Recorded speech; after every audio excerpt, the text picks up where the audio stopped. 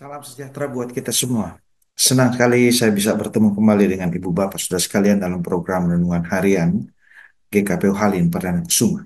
Sebelum kita membaca Alkitab dan merenungkannya, mari kita berdoa. Bapa di sorga, kami mengucap syukur karena Tuhan begitu baik dan amat baik menuntun kami dalam menjalani hari demi hari. Kami hendak memulai aktivitas dengan memohon rahmat kasih sayang dalam ibadah ini. Kami hendak membaca firman Tuhan untuk merenungkannya. Kami mohon kuasa Roh Kudus membimbing kami, agar kami dapat memahami firman dan dapat melakukannya dalam kehidupan hari lepas hari. Kami sedia mendengarkan firman-Mu ya Tuhan, karena itu berfirmanlah. Dalam nama Yesus firman yang hidup kami berdoa. Amin. Filipi pasal 4 ayat 8 menjadi bacaan kita untuk kita renungkan bersama-sama. Demikian firman Tuhan.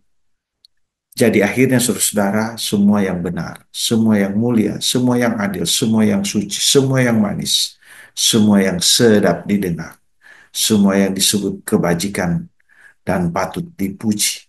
Pikirkanlah semuanya itu. Demikian firman Tuhan.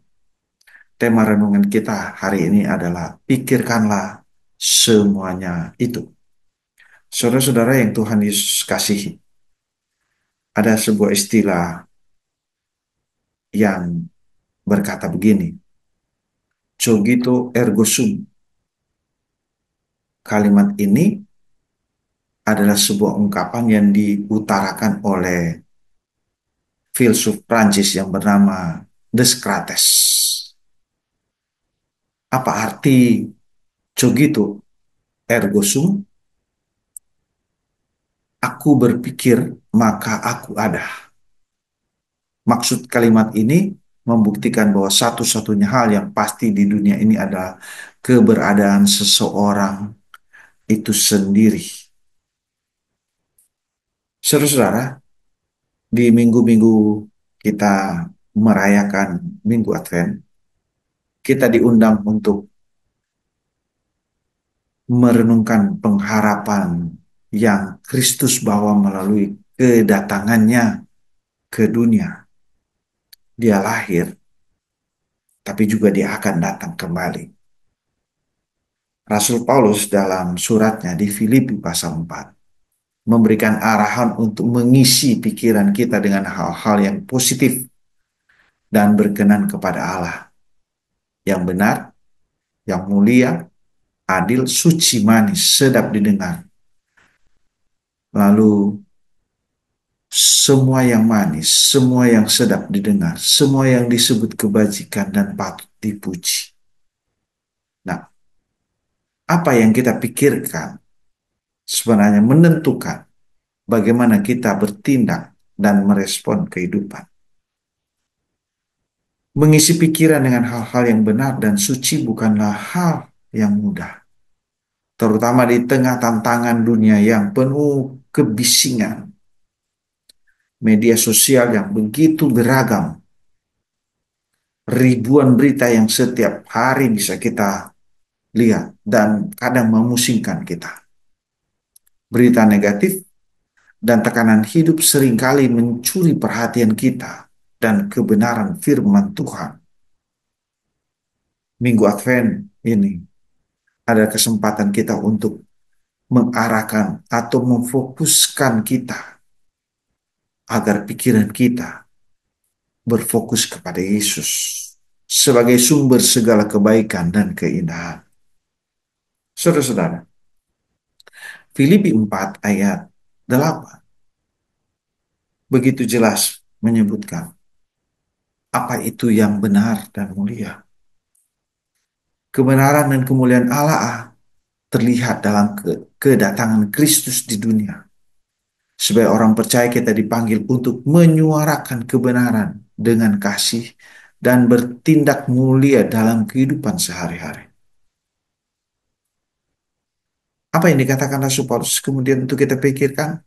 Yang adil dan suci. Di Minggu Advent ini mengingatkan kita bahwa Yesus Raja yang adil dan kudus. Dia akan datang kembali untuk menghakimi dunia. dan sekaligus memotivasi kita untuk hidup dengan keadilan dan kekudusan sebagai cerminan kasih dari Tuhan. Rasul Paulus juga mengatakan yang manis dan sedap didengar. Hidup yang manis dan sedap didengar adalah hidup yang memancarkan kasih dan sukacita. Kata-kata yang kita ucapkan hendaknya membangun bukan menjatuhkan.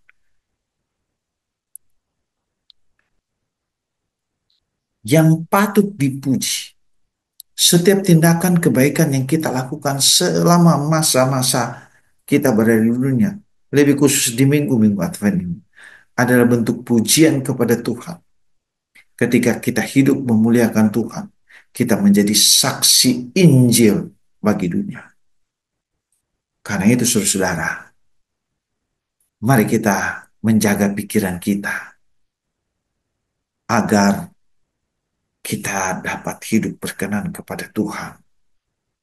Luangkan waktu kita setiap hari untuk merenungkan firman Tuhan. Kita bergumul dengan kebenaran firman Tuhan, memikirkan apa rencana Tuhan dalam hidup kita. Menjauhkan pikiran kita dari hal-hal yang negatif atau merusak iman kita. Dengan demikian kita dapat berbuat kebaikan dalam kehidupan hari lepas hari. Dan di masa kita merenungkan kedatangan nanti Kristus adalah kesempatan bagi kita untuk berbagi kasih melalui tindakan nyata seperti membantu mereka yang membutuhkan. Mari kita berpikir hal-hal yang baik yang berkenan di hadapan Tuhan. Amin. Mari kita terima kasih Tuhan, di minggu kami mempersiapkan diri kami untuk kami mempercayai Yesus yang akan datang kembali. Tanda-tanda dan berbagai hal telah menunjukkan semakin dekat waktu Tuhan. Karena itu pada kesempatan ini kami mohon Tuhan memberkati setiap umat Tuhan yang bergumul.